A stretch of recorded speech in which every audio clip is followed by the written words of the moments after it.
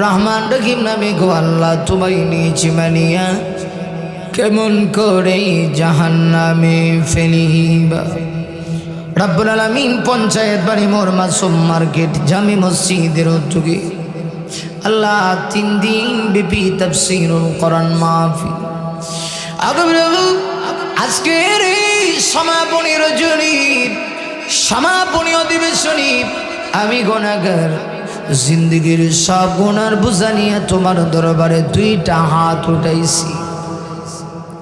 আল্লাহ যদি আমি গুনাহগার থেকে দেখো না আমার সঙ্গে কত দাঁড়ি বাগা মুরব্বীরা হাত বাড়াইছে গো আল্লাহ।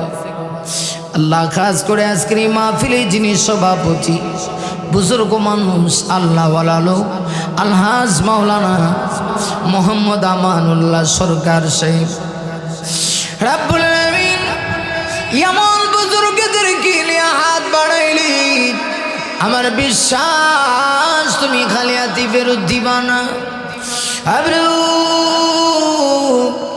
শুধুমাত্র মুরব্বীরা হাত বাড়াইছে তা না, কত যুবক ভাই আল্লাহ হাত বাড়াইছে, কত আলেমে বামুন কত কোরআনের হাফেজদেরকে নিয়ে হাত বাড়াইছি।